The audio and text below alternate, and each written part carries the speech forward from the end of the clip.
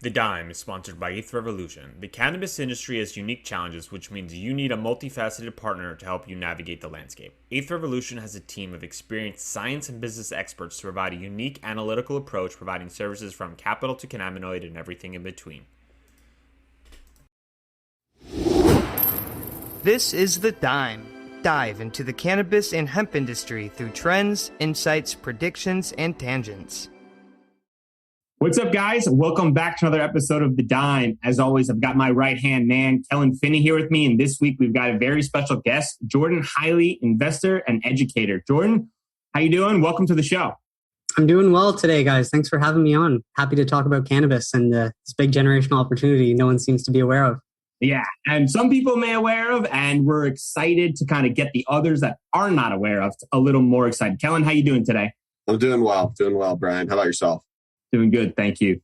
So I think before we start, Jordan, I think it'd be great for our listeners to get a little background about you and kind of what got you interested into cannabis. Okay, so I'll try to keep that short. I studied at university with the idea of becoming a teacher. So sort of communicating and teaching has always been something that I'd like to do and wanted to do. What got me back interested in cannabis, though, I would just want to say that, as a teenager in a culture where, you start drinking early in high school, and then there's cannabis, and you're told growing up that cannabis is what's going to kill all your brain cells. And then just by personal experience, like, well, that doesn't seem to be the case when I try one, versus the other. And so for me, what just became very interesting about cannabis was, returning to Canada in 2017. So I'll touch a bit on that in a moment, but returning to Canada and seeing that it was going to be a reality that in Canada we were legalized. And that was a process that was being done. Now, just to backstep a bit, I said I studied to be a teacher, and then I could have gone to teacher's college in Canada for 2 more years. So it's like I could have paid for more training to become a teacher, or I knew that there was the opportunity to go teach English in Asia. And that just caught me. I was like, I thought about it a lot, and I was like, that just sounds like a better play to go get paid to teach, to learn, actually do it, and then get to travel and all that. So I took a different path. And that's sort of probably what's kept me on a different path than most people now. So yeah, I went to teach in Asia. And then I just want to say that I think this is really cool also, just that, like, didn't realize it at the time, but I had just a good saving habit. I decided to save half my paycheck every month and then live off the rest. So after the 2 years in Korea, I had $30,000 saved and didn't think of it as a skill at the time. Even like my ex-girlfriend was like, you're just so cheap. And I was like, no, this is a good habit. Hopefully I'll be wealthy someday. But then, so just the whole idea with that is that after the year teaching abroad, I had saved up so much. But the first thing I did was I invested some in Canada through a financial advisor in mutual funds, like the classic way. So we'll get back to that later. But that's just something I did initially. Then I went to travel for a whole year with 20 grand. And that sort of just opened my eyes to the value of $1. And, how people everywhere are kind of the same, want the same thing generally, as long as, basic necessities are taken care of. So that just sort of took me around the world. And then I came back to Canada and cannabis was going to be legalized. So I think that's just a good bit of history on how I came to be self-taught investor and all that, doing what I do now. I just have a random tangent I have to ask. Were you part of the TOEFL program? No, not TOEFL, but I did United TESOL. Okay, my sister was part of TOEFL and she taught in Asia for 5-6 years. So I just figured I might as well throw it out there. You never know. Yeah. No, it's cool. Like, they're sort of similar in that they're required to get into like Japan, China, and Korea, some of the more restricted countries, I guess, for teaching, and because they'll pay you a better salary and all that. So they want you to have more training. But it was just such a cool experience. And I honestly had some of the best times of my life. So looking back, I was just like so grateful I did that. But then I just want to like take this point and then lead that into how I became an investor. Yeah. Because so I had that 10,000K I invested in classic mutual funds through a financial advisor, because I just asked my dad, I was like, hey, I need to build some wealth. How do I do this? And so it was funny though, because a year and a half after that initial investment, I'd come back from traveling and decided to come home and just start over, sort of thing. And I found out that I owed $1,400 in tax penalties because I invested when I was a non-resident. So I'd come home, visited for a month, invested that 10K, then went backpacking. If you're not living in Canada, you can't use a TFSA, which would be like your Roth IRA, because you're not living there paying tax. So I found that out, and I was like, I was someone that thought investing was too risky, so I wouldn't do it myself. But I was like, if this financial advisor can do this and not know the rules, this is ridiculous. Like, I must be able to learn how to invest. And then I found out the difference between a real financial advisor and a mutual fund sales representative. Then I found out about the fees. Then I went down the rabbit hole of what is money, and then started managing my money myself. But so it's just funny how like that sort of thing was done there, and it brought me back into here. So it was like kind of cool how it worked out full circle. I applaud you for kind of going down that hole and figuring out and not being deterred from the, call it failure, the bad experience, because a lot of people might be a little more hesitant to kind of continue on that same path. But it seems like you kind of went the other route and kind of doubled down and said, you know what? I can figure this out myself. This is not going to be an opportunity for me to shy away. I'm going to kind of dive in and get my hands dirty and figure it out. So I guess my follow-up question could be, what was the first cannabis company that caught your eye where you started kind of figuring out like there might be something here as an opportunity? Yeah, so good timing. So I think this whole kerfuffle with that financial advisor happened around September of 2017. And then it was November 2017 that I got around to opening my first self-directed investing account. And that was Aurora, actually. So my first try investing was with Aurora Cannabis back in 2017, before everything had gotten a little bit out of control valuation-wise. And it opened my eyes. Within 2 weeks, I had doubled my money with equity. And I was like, holy crap, investing works. So it was Aurora. I was in, I think I bought it 257. I sold out 2 weeks later or a week later at $5 and something, just because I didn't know what I was doing, but I was like, this can't go on forever. But that was the first company. Yeah, it's funny. We can talk about this offline. I was in on that right around that same time, and my eyes were like, holy shit. It was wild. Wild. And I think there's opportunity to kind of bring that back to US. And before we kind of dive into like the fun stuff and the investing standpoint, let's kind of take a different approach and talk about kind of like the history of cannabis. I think sometimes it's not really spoken about how we got to the point we are. So let's kind of take it back from the beginning and start with like the story you were sharing before we started recording. Good point. Yeah. So, well, on my channel too, I did a series last year called Reality Check Cannabis in 2020, and I did an 8-episode series. Forget exactly, but at that time I was like, okay, this is like, I had the thought last year that the Senate and the like Biden could win, the Senate could actually flip just because things had gone so far one way. It almost just feels like it has to go back the other way. I had learned a lot about the history of cannabis myself there too. And it was just how like, first discoveries or first findings of it goes back 10,000 years to China, being used as an original sort of textile for cloth, material, rope, and then medicine. There's actually an excerpt that I have from that series. So it's a bit of a rap, like I rap on the series. So I'm just going to go through it for you guys here, but just goes to show it's like an entertaining way to sort of learn the medicine. But then what I'll get to is like the factors that helped it become illegal. That's something that I learned. And I just want to mention, because you can look at it and just realize that it's just people that had power that made decisions, and it can be changed, but it's just crazy that it hasn't since then. But learning about like how cannabis as an actual medicine over the years was just that was really eye-opening. And then even just my personal experience with it, seeing the data coming out now more and more, it just made me want to look, and it reaffirmed everything. But just this is it. So here's where it gets crazy. It's the OG anesthetic. If you're still numb to the pain caused over the years, it's pathetic. This man mixed cannabis with wine to get invasive in the skin. It worked. He realized it helps you heal from within. Discoveries of this magnitude were far and few in between. Arabic scholars figured out its effectiveness for epilepsy. At the same time, Avicenna found it to be effective treatment for gout, edema, headaches. This got published and repeated. And so then this is like 6,000 years ago to 4,000 years ago. Centuries later, used by Arab traders for asthma, malaria, and fever. From India and East Africa, the commodity was a keeper. Traveling alongside the Spanish, brought to the Americas, used practically for clothes and rope before the mass hysteria.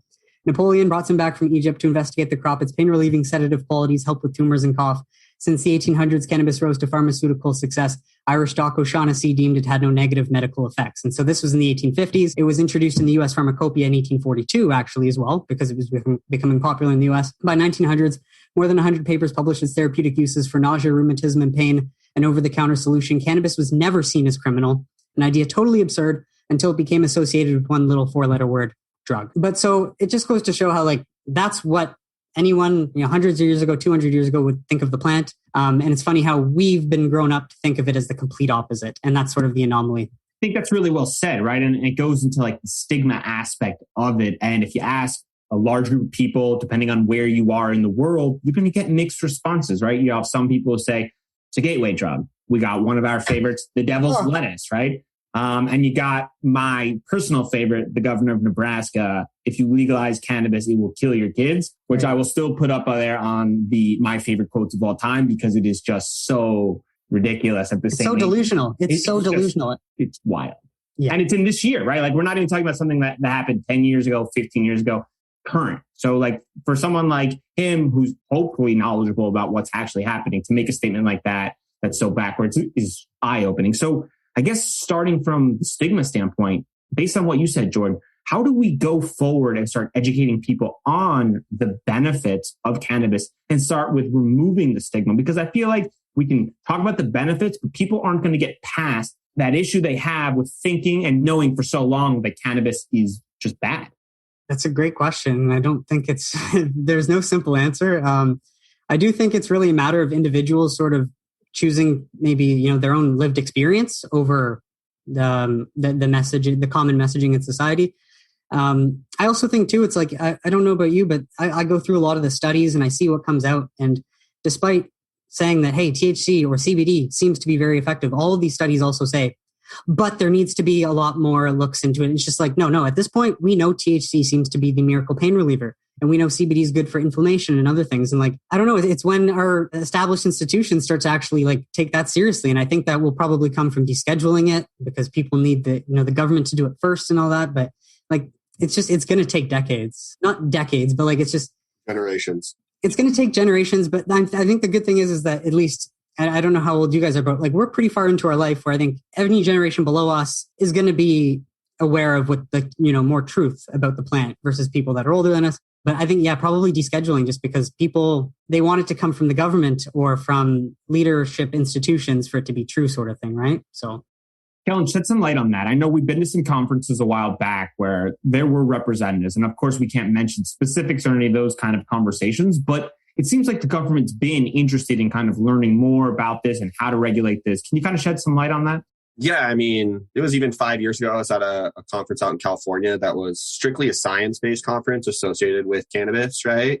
And the conference was the Emerald Conference. And so really, really heavy science, a bunch of really smart scientists presenting very intense scientific research that they've been doing on the plant. And there was groups from certain branches of the federal government that were there as focus groups internally that had been assigned. And at the end of the day, I think we were talking with some individuals the other day too, that it's kind of like an old Western standoff, right? Like the DEA, the FDA, and other governing bodies that typically regulate these kind of substances, at least in the US, are all standing there in a little standoff. And unfortunately, though, they are not the ones that are going to be able to decide what happens. It's going to, at least in the US, it's going to have to come from the Senate and the House, right? Like we're going to have to pass a bill through our legislative branch to be able to change the opinion of the masses. And like you can reference surveys that say over 60% of the US population would approve of recreational cannabis right now. But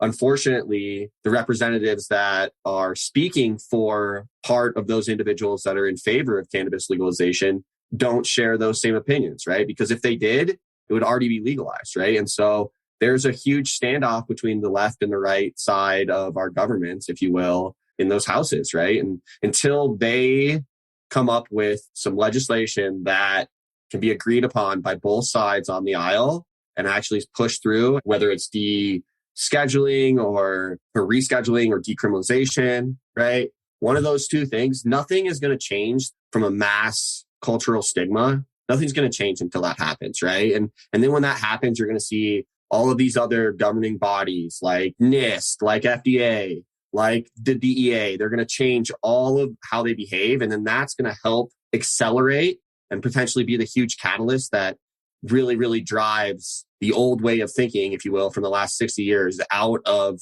our society, right? And I'd like to believe that if the US does that it's going to be a cascading effect across the globe, right? Then Europe's going to be like, okay, maybe it's a good idea. And you're going to see all of these other countries across the entire globe kind of follow suit, hopefully, right? That's the idea. Germany's got an upcoming election on September 26th, and apparently 4 out of the 6 parties there are running on legalizing adult use cannabis because that's become a really big issue there. So that we're seeing that first and foremost. So I'm glad that you touched on that. And I think it's big to mention that the US is obviously the global leader. So what the US does, everyone else will follow. And just to touch on the history, 1961, I think it was a UN convention or there was some sort of thing, but this is where Harry Anslinger, who was in charge of making cannabis illegal back then, he basically bullied the rest of the world into following the US drug policy and said that if you don't do it, we're going to veto anything you try to get done. So don't even try. And so it's like when you think the laws are still in place based on that sort of mentality and that sort of negotiation, we just have to unlock that next step to see what can happen. But I do think once the US does it, it's going to be a domino effect and be faster. It'll speed up the process. So let's kind of tie that into from an investment standpoint.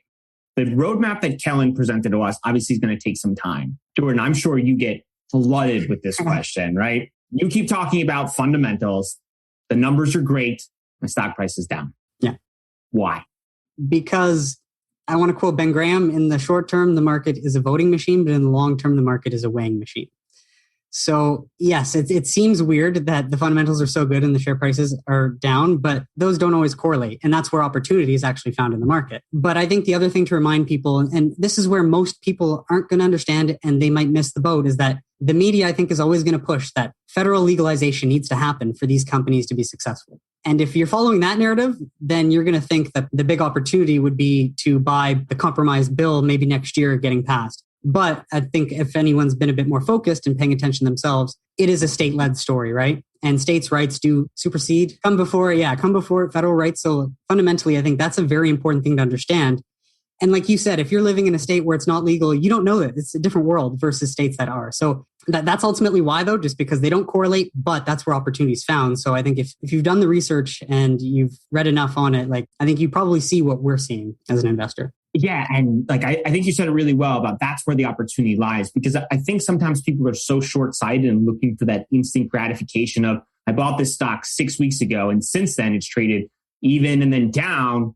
I'm going to move into something more aggressive, crypto, one of these meme stocks, I think. I just want to use this to tie that to the example with your buddy. Your buddy also said stocks. It's like, hey, don't forget you're investing in a real company, not just a stock, right? So it's so easy to overcomplicate it, but like unconvince yourself by doing that, like. And if you even kind of continue on that roadmap where if you kind of take a step back, right, from an investment standpoint, and then take a step forward and think to yourself, okay, I invested in February, stock prices traded down, but New York, New Jersey, Connecticut, Rhode Island, Maryland, Pennsylvania, all of the East Coast is coming online. New Mexico, Virginia. Right. We're just like, this is just in the foreseeable future we're talking about. Like a small cluster of states are coming online. And New Jersey is going to be online November, according to Boris, I believe. So yeah, hopefully New York will get their stuff together. But it's good that Cuomo's gone because that might speed up the process too.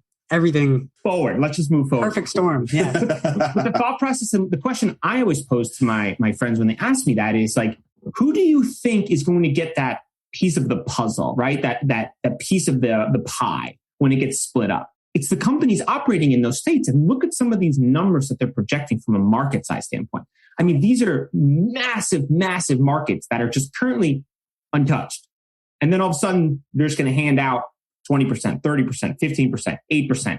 And those are just massive movements to these fish that are just massive already. And I think that's the part that's so wild to me is that like, if you take a more forward approach and more of a higher level approach and think about the future of what the space is, we're still in the first inning. Of course. Yeah. And I don't necessarily do a whole lot of future growth valuations like I imagine a lot of technical investors do with Tesla or Amazon, but I don't see why you would not put a cannabis company in that exact same category or even more potential growth because 100% growth year over year, pretty evident for all of them still, in like their third or fourth year of operation. And then, like you said, they're just getting better. I completely agree. We might be in the second inning or we might have just gotten there, but it's still so early long term. But I think too, people often look back, right? And instead of looking forward, and that's their biggest mistake. Yeah. And it's just so wild too, because like these companies release these blowout earnings and people's first response is, well, the stock price went down. Yeah. Oh, exactly. Now I got a question for you guys, actually, just to flip it. Sure. Are you guys getting a lot of good questions that poke holes in the thesis? Because that's one thing I'm always trying to get people to poke holes and try and find gaps in the story. But the only gap anyone can say is like, but the share prices are down, which is good because that doesn't poke any hole in the thesis, right? I've had one kind of conversation that's been reoccurring in terms of investing instead of trading cannabis stocks.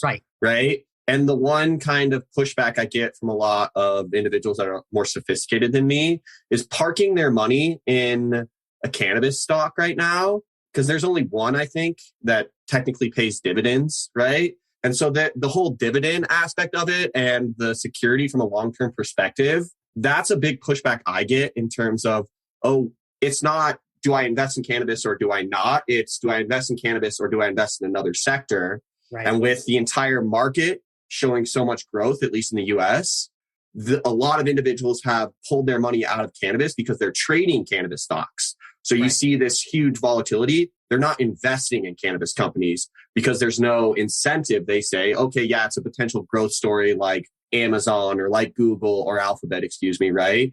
But there's no like passive income for individuals to just park their money there for 10 years while they live off of the dividends or something like that. So that's one pushback I've been given as far as like the true investing in the cannabis sector. That seems more of just personal methodology versus actual what we're seeing unfold though. So that's helpful, and that makes total sense. But at the same time, like, I just got to ask you guys too, like, are you guys cannabis connoisseurs, or is it almost more of just like, you want to right the past wrong and you want this to get done? And not to say that like you're letting your emotions get in the way, but like, it just doesn't seem like anything can stop this as it keeps picking up steam. That's one of my biggest fears, is that like, I feel like sometimes my circle gets kind of like a lot of confirmation bias, and that kind of gives me some hesitancy. Same part, like I'm thinking about it, and it's like, I am emotionally tied to this, which is probably the first reason you gotta like tell yourself this is not a good thing. But then I think about it and look at the fundamentals and think about a forward approach. And then I tell myself, I'm like, all right, like whatever emotional fears that I have,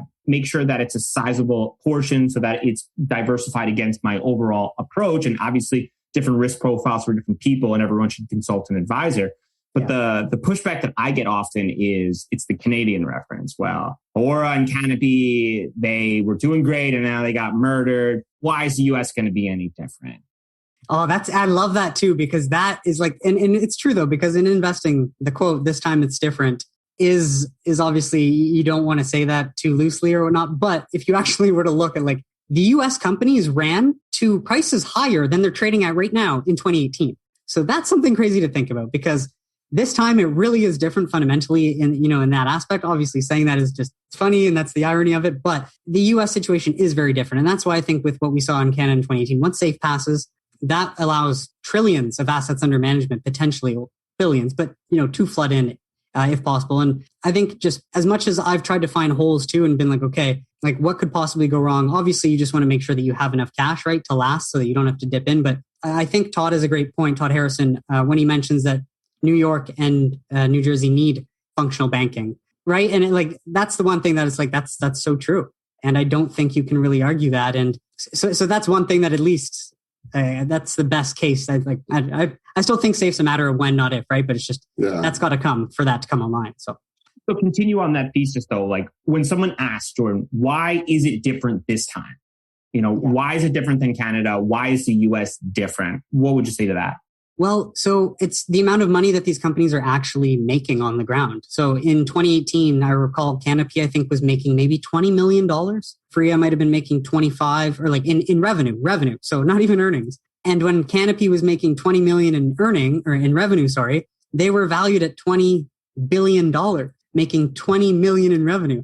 And then like Canopy on August 6th, they just posted their numbers, 134 million or 136 million in revenue. They posted a positive net income just because of some of their biological assets, I'm sure. And then, a loss of cash flow, loss of this. And then you look at Curaleaf, valued at 8 billion, posting 320 million in a single quarter. It's just like, it is night and day. It's just because since 3 years have passed, two groups of companies, Canadian LPs and US MSOs, have been operating. Canadian LPs have been, growing a ton of cannabis for a market that they can't sell all that cannabis to, and therefore losing money, versus, like you've explained, the new markets opening up as these more efficiently run US MSOs are actually not, burning the money that they've been given, working with what they have, and, not biting off more than they can chew. And we're just seeing the fruits of that labor. And so you do have to take that step back and see that big overall view. But I think if you can identify that, then the writing's on the wall. Yeah, I think it's also important to mention that I've heard that Curaleaf has actually had inventory problems in the US in terms of not being able to grow enough cannabis to supply some of their markets in different states. Wow. So it's a complete opposite problem. Exactly. And you just have 10 times the people. Yeah, so many people. That too, yeah. Like California has more people than Canada. That is something people just don't, California, fifth largest country in the world by GDP. It's like, people don't grasp that, right? Like they don't grasp that concept. And another concept I don't think is understood enough is this whole vertical integration scheme and this inability to kind of operate like economies of scale. And I think we've talked about this a bunch on this podcast, that like, this is just another hurdle that the cannabis operators have to fight through, that are going to have to change their business line. And when they do get these kind of chains released and they're able to kind of double down on what they do best, then you can really see core competencies and unique selling points kind of start to shine through.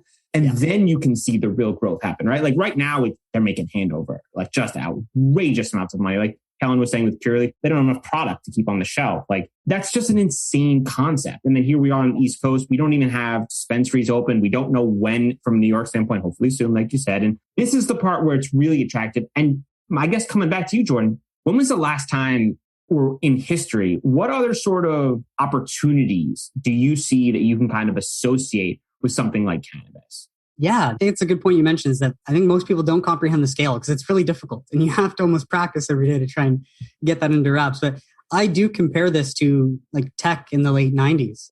And obviously I wasn't alive or versed in investing then or whatnot. But I remember saying as a teenager, like when I'm an adult, like I would not have missed out on investing in Apple or Amazon, even though I didn't know anything about investing. For some reason, I remembered saying that to myself. And I'm glad I said that and I remember that because it almost stuck in like, just when I get older, if there's a big opportunity like this, then I want to make sure that I'm in and I'm not going to miss out because it's just like, being concentrated in an opportunity this potentially big, just based on all the fundamentals. That's where I would say someone who doesn't see this as a good place to park your money, time in the market's better than timing the market for such a big sort of opportunity. But yeah, I'd compare it to tech because, well, Prohibition, like my thought too is when you've probably heard me say this on the channel, Prohibition only ends once in a lifetime usually. Right. And like, how lucky is that? But then the US is 50 individual prohibitions, 18 of which have sort of been, reformed. Only 12 or so are online. We haven't even seen the other 6 come online. And then you've got another 32 states. So how are we not going to be able to play this entire, the cycles of this industry for the next decade? I don't see how that's not an option. The opportunity there too is that from a retail investor, you have an opportunity that's never, ever been presented. Yeah. As opposed to any other industry, because right now I think it's like 4% of institutions actually are invested in the industry.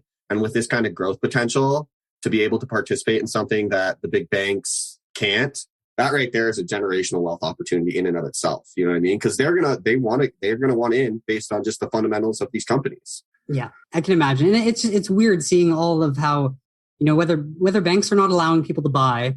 But then, so that's typically why we might see more selling because if people can't buy, more get impatient. But yeah, I think so. Anyone that has enough wealth or money, they're going to be wanting to get in the next 6 months. And that's why we're seeing all this momentum and probably some positive results of the lobbying effort we've seen over the summer so far. And it's just like, I just think it's going to carry on through. Yeah. I think it's going to surprise a lot of people. I think people have heard cannabis and they know about the opportunity. They might not be familiar with some of the bigger players, which they should check out your channel and listen to our podcast if not sure. But I think at the same breath, I think when they see the real fundamentals and they see the total size of these companies, they're going to be blown away by what they've been able to accomplish. And I wonder when we have that first outside industry acquisition kind of come into the space for just a ridiculous amount of money, I think that's when you'll see people go, oh, this is real. Like there's some real companies in here that are starting to really dominate the space. And I think that's going to be the biggest push forward.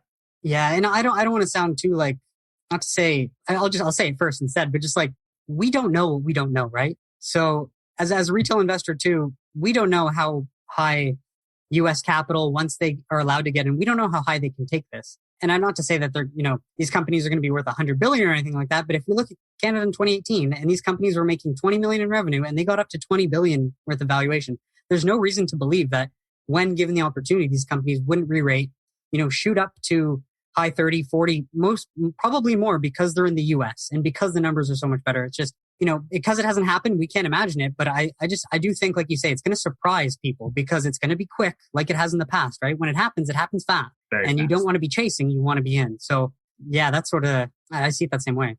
So I guess one of the negative standpoints that I think can get brought up, and I think we should do a better job of addressing some of those, because I think sometimes we do kind of like pro confirmation bias. That's kind of what this circle is. So one of the hesitancies that I think some people come to address and say is like, well, talk about the vaping market and how like that had a negative effect. I think there's going to be continued to have negative PR. So Kellan, from your standpoint, obviously cannabis, there's safety issues because people are unsure of exactly what's happening. Plus people are consuming black market products and consuming products from gas stations. Is there any hesitancies from your standpoint that safety could be a reason or health concerns could be a reason that cannabis never makes it to the valuation Jordan's talking about? Yeah, I mean, I've had some conversations with some of my friends, and it is a really unique point in time that cannabis is at right now. I mean, right now you can go purchase cannabis flower that it's clearly unadulterated. It's the flower from the plant. They haven't added anything.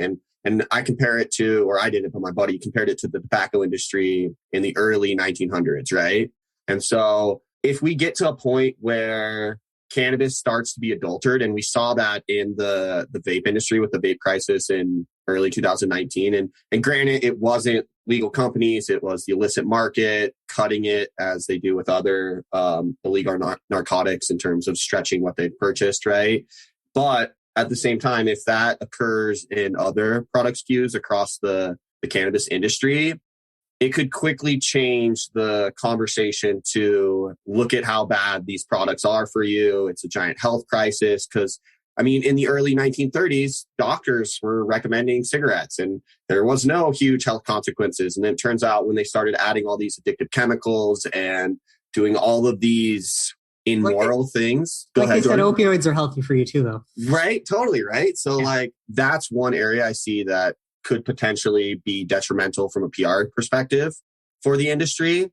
Right. But I think that the way around that is federal legalization and regulation. You know what I mean? Like legalize it and then we can regulate it and we won't have to deal with these issues, you know? That's the craziest thing. It's like there is no black market issue of, you know, stuff coming from China or just wherever, stuff being created without knowing the safety of it. If you just create a legalized market. Right. Besides that's what baffles my mind. At least to counter what your friends say, like, it sucks from a PR standpoint. And what's sad is that PR is going to be what's pumped out. But I mean, the good thing is there's also studies like the 1894 British Raj Commission, the Ledane Commission, the LaGuardia Commission, the Schaefer Commission. All these studies over the years, Ganja and Jamaica, basically the US government paid top tier academics to study cannabis, and all of them could not find any negative harm to the human body.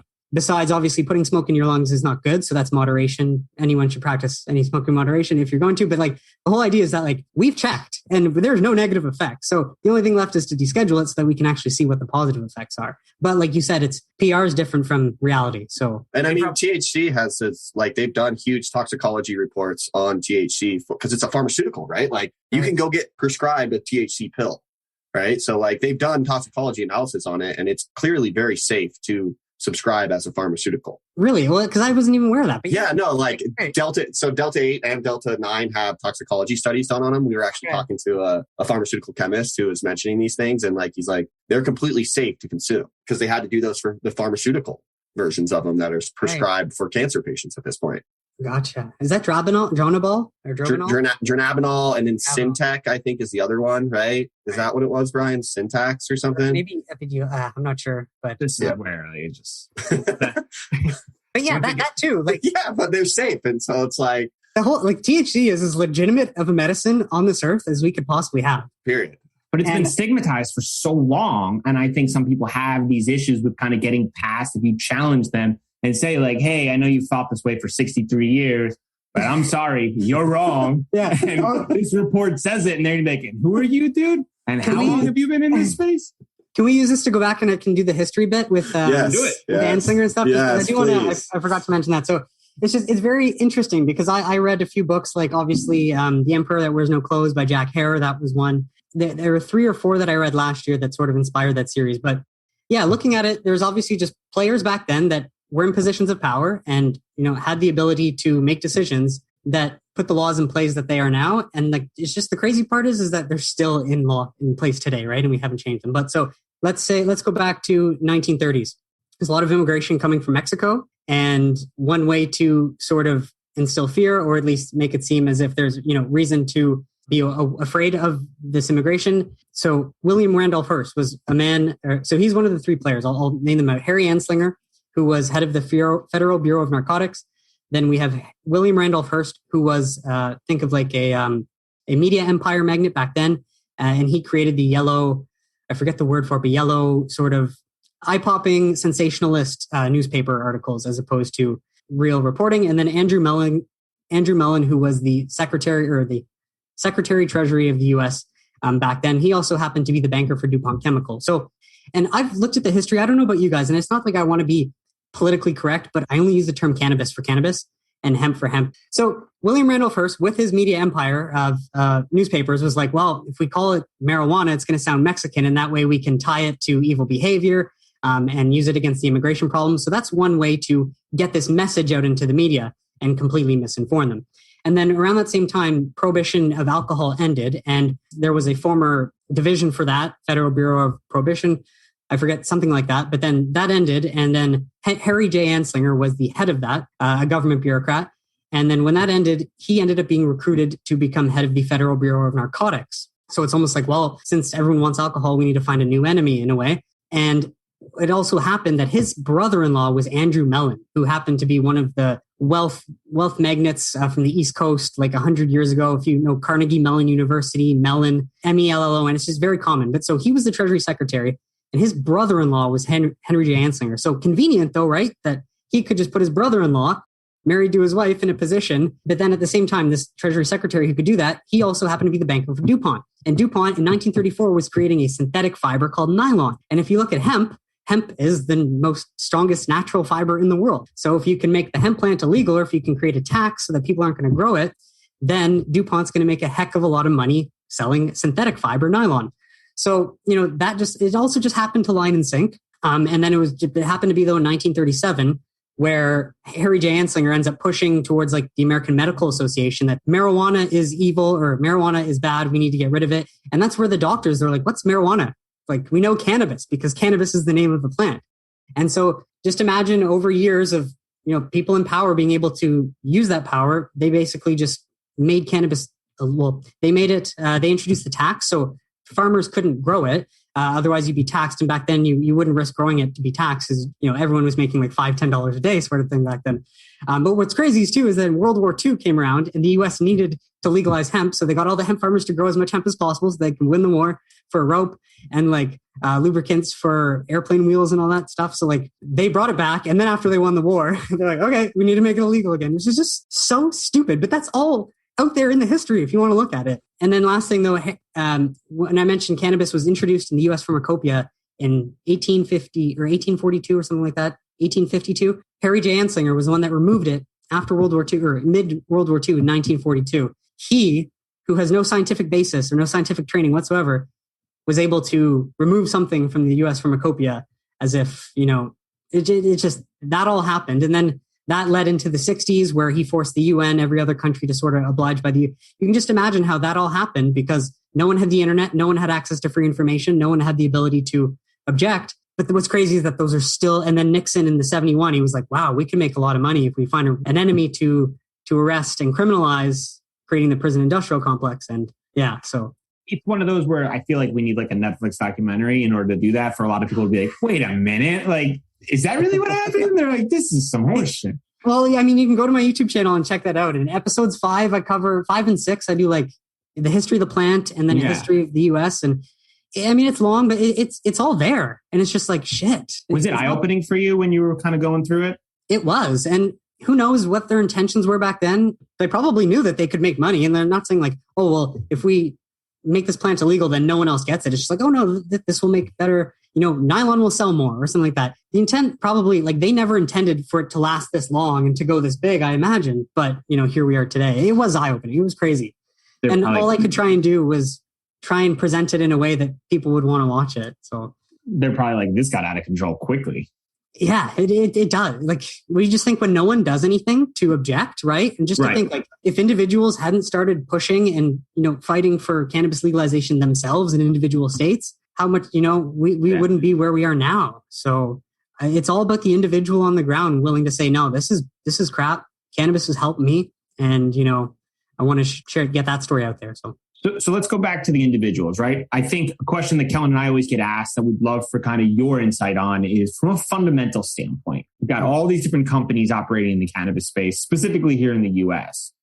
How do you, Jordan, make an informed decision and understand which one of these companies you would like to say, this is how I separate the companies. This is what I would recommend. Good question. So I would say I'm a student of Warren Buffett. Naturally, starting with like the Intelligent Investor and a few of these. So for me, it was originally looking for underpriced value or a good margin of safety. So I typically like to look at the market cap of the overall company because that's really what matters. It's like when people talk about the share price being, oh, Truly is more expensive than Cresco, I should buy Cresco. It's like, no, that's not what it means though. Regardless, I like to look at market cap, price to sales. And, also for myself, like I like to be looking at the numbers constantly. And one of the reasons I do my show is because it keeps me in check.